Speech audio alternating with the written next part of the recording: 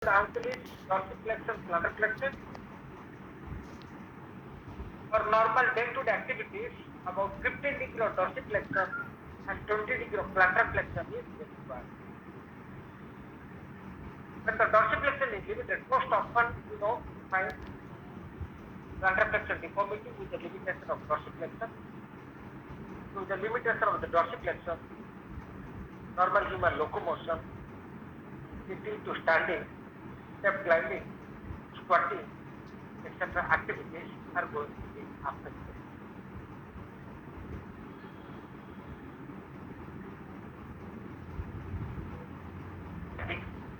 Articulation of the body of the talus with the ankle motif. Ankle motif is found, the lower end of the tibia, the medial malleolus, and the lateral malleolus, in perfect articulation within which the body of the talus articulates. If you look at the body of the talus, it's something like waist shape, and clearly it is broader, posteriorly narrower.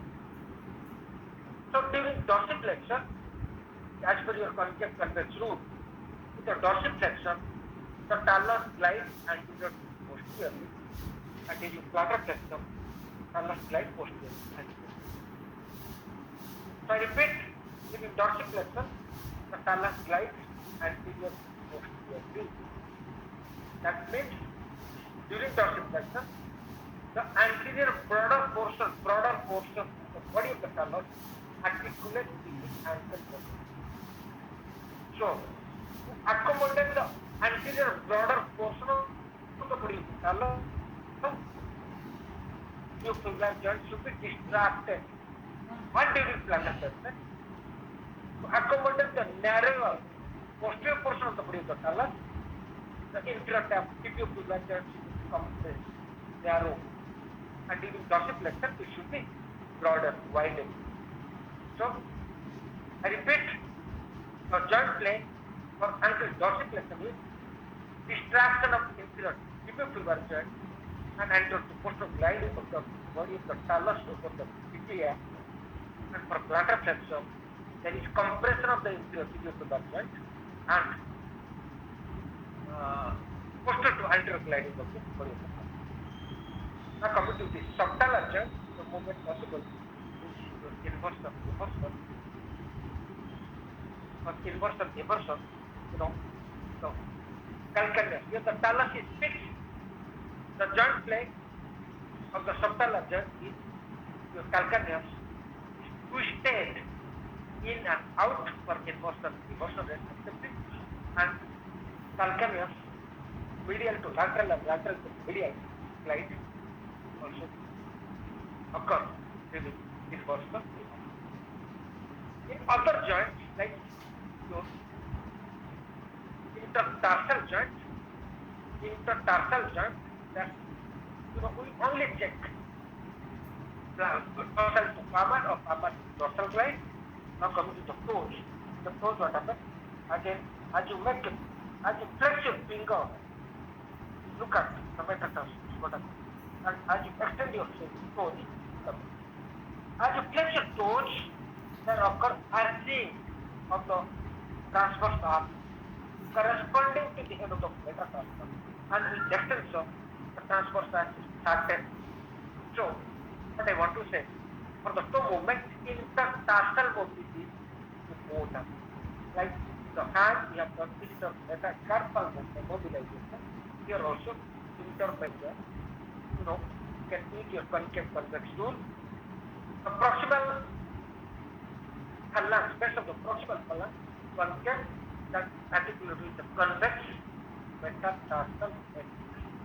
So, for extension or dorsiflexion, proximal phalanx glide dorsally, plantar to dorsally, and for flexion, the proximal phalanx glide dorsally, plantar.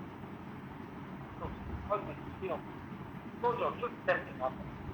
The base of the proximal phalanx glide, I repeat, dorsal to plantar for flexion and plantar to dorsal for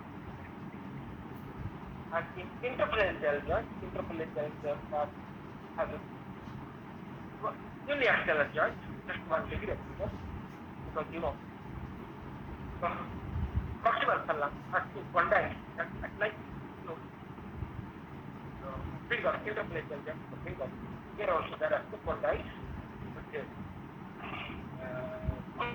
proof in between, whereas the base of the middle phalanx having two concave facets, they lead in between. So it only allows flexion extension. So for the flexion extension, you can give plantar to dorsal or dorsal to plantar. Now, only the movement, active physiological movement. For active physiological movement, what you can do? You can ask the subject to squat. With the foot flat, as you squat, the ankle dorsiflexion occurs. With the foot flat, without the heel raised. Maybe my trouser is tight. Right, control the foot to squat. Right, so that means he has got full ankle dorsiflexion. Then next, you can ask the subject to work on the heel, work on the pose. Of course, the heel walking, the toe walking is related to muscle strength rather than the mobility. Of course, mobility is required, but it is more for the strength. If one can work on the toes, that means the plantar flexor is strong enough. One cannot work on the toe stand or work on the foot, the plantar flexor is. Similarly, one may be having full plantar flexor raised, but doesn't able to walk on the foot. That means the plantar flexor is. Next, that is active physiological movement is standing. You can change inversion or the facing to. Twist both the foot inward and twist. You can walk. Just simply twisting, you can check the range, and by twisting in, the arc increases. Similarly, as you want somebody stand on the toes, you can find the medial longitudinal arc increases. Similarly, you can ask the subject walk, stand on the medial border of the foot and walk on the medial border. Right. So, by standing on the medial border, the arch tends to flatten, and by standing on the lateral border, the medial longitudinal arch tends to increase. Similarly, and standing on the toes also, the longitudinal arch. This is all about active physiological movement is weight bearing. Similarly, you can ask the subject to do active physiological movement, non-weight bearing. Right? Ankle dorsiflexion to the hip and knee flex. That's plantar flexion. And you can ask the subject to do dorsiflexion with the knee flex. The difference with the knee bending, the gastrocnemius is relaxed. So, with the dorsiflexion raise, it's supposed to be greater with the knee flexion than it starts with the knee extension. Similarly, you can ask the patient to do the twisting of the foot in and out, just push in and out. Okay? Next is passive physiological movement. For passive physiological movement, subject is lying, therapist stand by the side. With one hand, support the leg. The leg is supported by your forearm with the hip and leg. With the other hand, you grab the heel. While the foot is supported by your forearm. Your hand is just about the malleolus. So dorsiflexion to the hip flexion. Check the range, check the LP, then straighten the knee and check the foot. Then the head. Then move the hand little down. Now I am fixing the color, holding the calcaneus, twist it in, out, for high input inversion, reversion.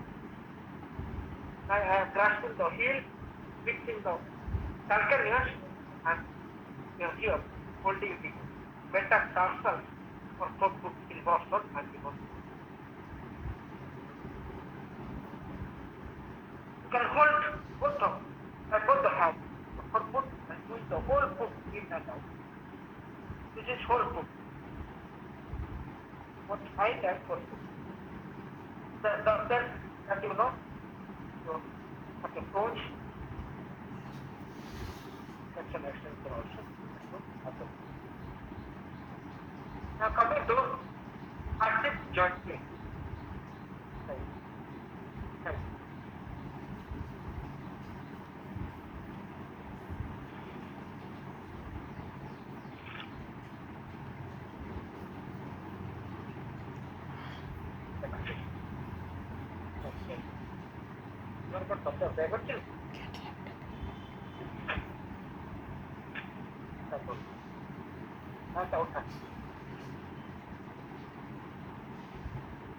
Subject is sideline, therapy start behind. Now, yes, you have to support the stabilize the foot. You can place your thumb on the back of the lateral malleolus. The thumb should be perpendicular to the fibula.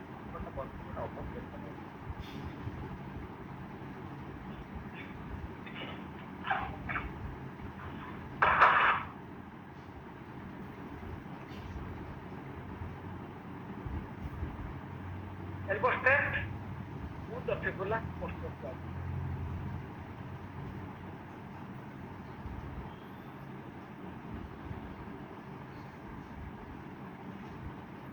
Sometimes you find difficulty to push the fibular malleolus by the thumb unless you have got a strong thumb.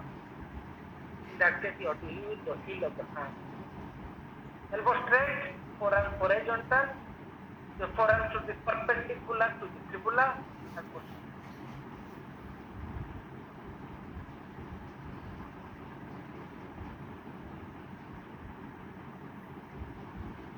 Posterior to anterior glide. As you keep posterior to anterior glide of the fibula, what happens? Fibula glide, anterior remains, it articulates with the anterior broader portion of the talus. As it articulates with the anterior broader portion of the talus, obviously it is going to be distracted. But so for dorsiflexor, it keeps posterior to anterior glide of fibula.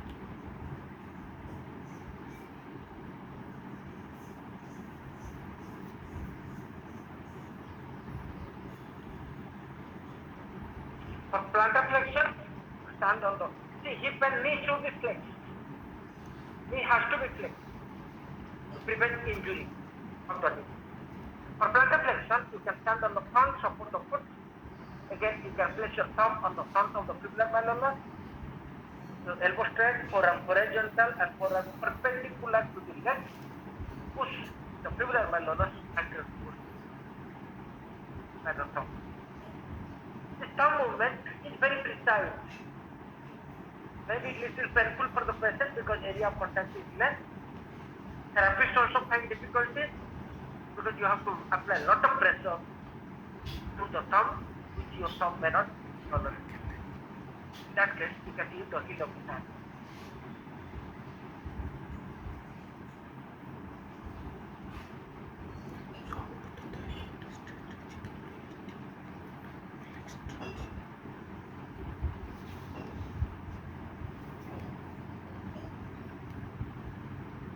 So, as you push the fibula anterior to posteriorly, it glides over the narrower posterior portion of the body of the talus. Narrower posterior portion of the body of the talus. Posterior portion of the body of the talus is narrow, so you can say it indirectly compresses. Next is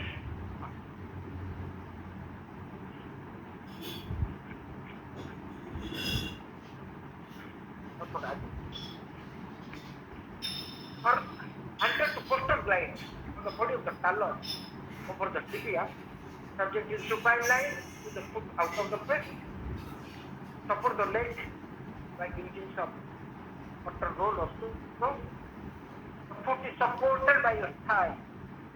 Your first to space is on the dorsal aspect of the ankle joint, that is over the body of the talus. Wrist neutral, elbow straight. Most important is this neutral elbow strength.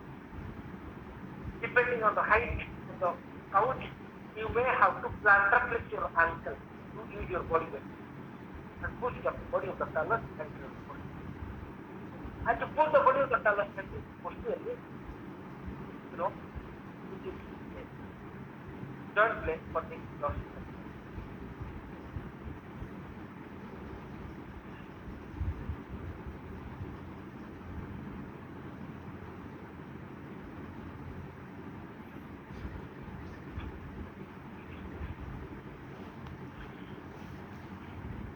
For plantar flexion, subject is prone with the foot out. Foot is supported by your thigh. You can first to express it on the posterior aspect. Ankle neutral, your wrist neutral, elbow straight. And plantar flexion by ankle joint so as to use my body weight. Now with the neutral wrist, use your body weight to pull the body of the talus posteriorly for plantar flexion. The anterior to posterior, you can palpate the body of the talus easily. Posterior aspect, you have got the sternocleidomastoid, very strong muscle. So through that, you have to apply the pressure. You may not be able to keep the bone. There is another alternative method. Subject is prone, reflex to 90 degrees. My first to aspect remains on the dorsal aspect of the ankle joint. That is body of the talus. The other hand remains proximal to the malleolus. My both forearm are horizontal, wrist neutral. So I give equal and opposite direction force.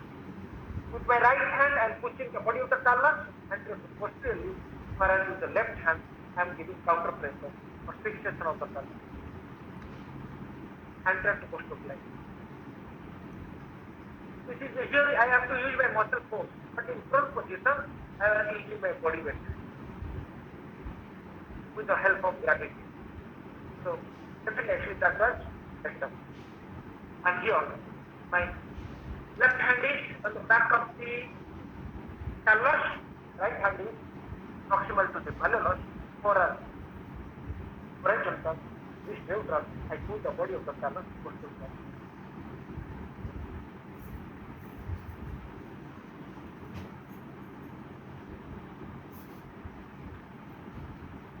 Next, for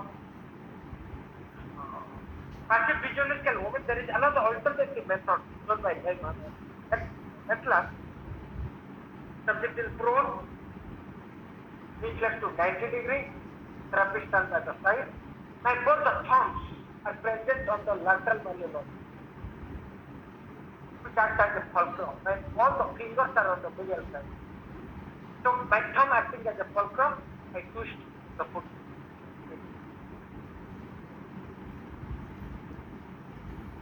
Yes. My finger acts as a fulcrum, I twist the foot. Inward. Now inverse. So this way also you can give inverse. Here also I can give dorsiflexor, plantar flexor. My first to extend is below the proximal to the heel and other hand is on the forefoot. So I am pressing the forefoot down and lifting the heel up, a passive dorsiflexor. My other hand is on the heel and this hand is on the dorsal and the forefoot. So this is plantar flexor. Dorsiflexor.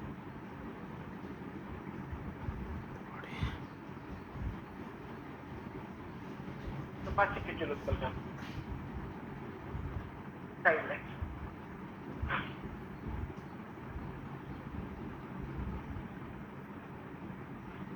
Subject is side line. Now come to the subtalar as well. Subject is side line. Foot out of the bed. My hand is below the malleolus. I am fixing the calcaneus. Talus. My thenar eminence is over the calcaneus. Elbow straight. So what I do, I press the calcaneus, lateral to medial. Subtalar, lateral to medial.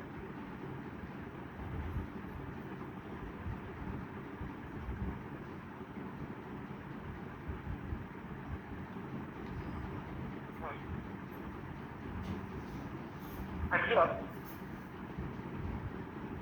The hand is below the medial malleolus.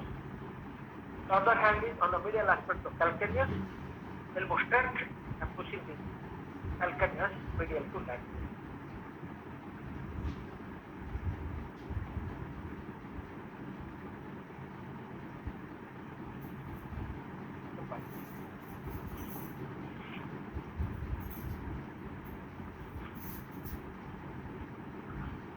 This is medial lateral glide alternately. Subjecting supine foot out of the bed. The hand is below the malleolus to keep the talus. The other hand support the calcaneus. Hold the calcaneus and foot is supported by the forearm. So I move. This is a glide. Right? Using the muscle force. But in sideline, by using the body weight gravity. Strategy. And another one is twisting. Varus valgus. Valgus valgus. Now coming to this, the intertarsal mobilization or intertarsal. Bend.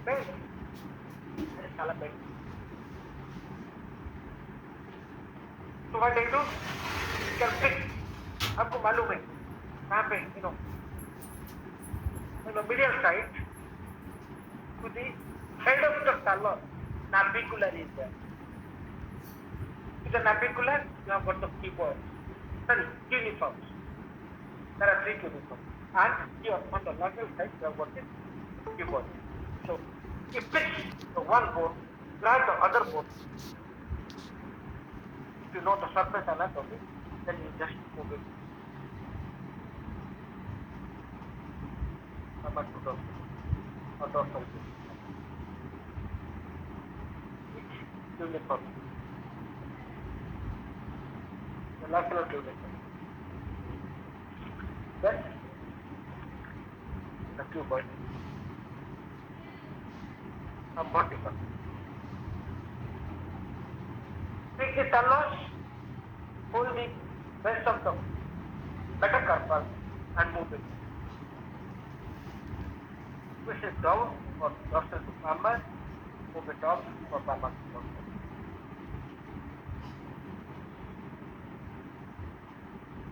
Right. Next, for intertarsal flexion. For intertarsal mobilization, if metatarsal you can move or as a whole.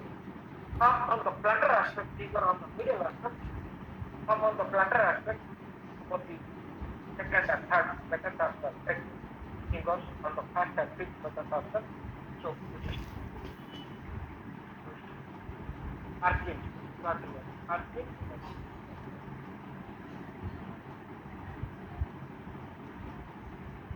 Now coming to the metatarsophalangeal, hit the metatarsal, hold the proximal phalanx and glide it.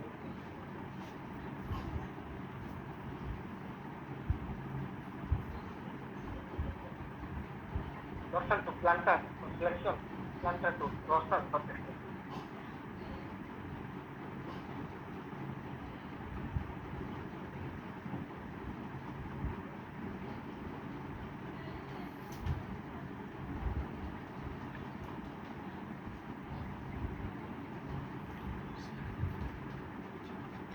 Like that, go also you can do. I'm fixing the proximal phalanx, holding the middle phalanx and glide.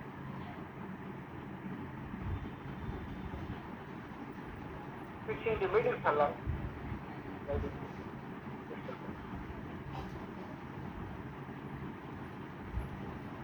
Very small phalanges are very small, so you may find difficulty to hold and glide. Then over. Any questions?